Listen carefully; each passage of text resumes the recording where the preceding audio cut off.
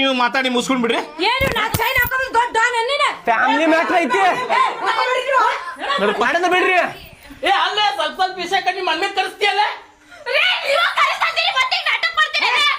ನೀವಿಬ್ರು ಗಂಡ ಐತಿ ಅವ್ರಾದ್ರು ನಿಮ್ಮಿದ್ರು ಬೆಂಕಿ ಹಚ್ಚಿದ್ ಮನೆಗೆ ಕೇಳಿಲ್ಲ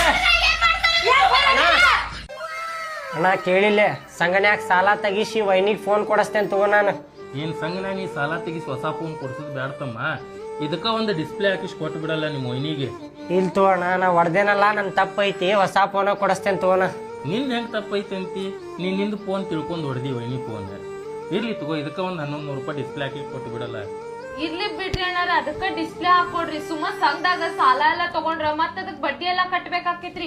ಮತ್ತ ಅಂದ್ರ ವಾರ ಬರ್ತೈತಿ, ತುಂಬೋದೆಲ್ಲಾ ಬಾಳ ತ್ರಾಸ ಆಕೇತ್ರಿ ಅಣ್ಣಾರ. ಇದಕ್ಕ ಡಿಸ್ಪ್ಲೇ ಹಾಕೊಟ್ಬಿಡ್ರಿ. ನೀವು ಏನ್ ಪಾಪ ಬೇಕಂತ ಮಾಡಿಲ್ಲ, ಏನ ಟೆನ್ಷನ್ ದಾಗ ಹಂಗ ಆಗ್ತಿರ್ತಾವ್ರಿ ಅವ.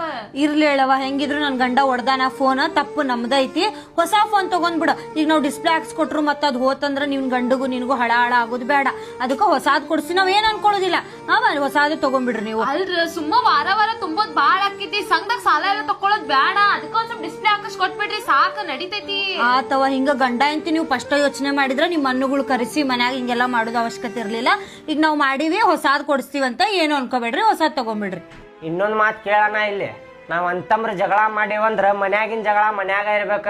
ಹೊರಗಿನವ್ರಿಗೆ ಕರೆಸಿ ಜಗಳ ಮಾಡ್ಕೊಂಡ್ ಕುಂತೀವಿ ಅಂದ್ರೆ ಏನಾಕೈತಿ ಹೇಳ, ಸಂಬಂಧ ಮುರಿತಾವ. ಹೌದಿಲ್ಲ? ಹೌದಮ್ಮ, ನಂದ ತಪ್ಪಾಗೈತಿ. ಹೊಟ್ಯಾಗ ಹಾಕೊಂಡ್ ಹೋಗಿ ನಾನು ಅಷ್ಟು ದುಡುಕ್ಬಾರ್ದಾಗಿತ್ತು. ಸಿಟ್ಟಿನ್ಯಾಗ ಅವ್ರ ಅನ್ನನ್ ಕರೆಸ್ಬಿಟ್ಟೆ.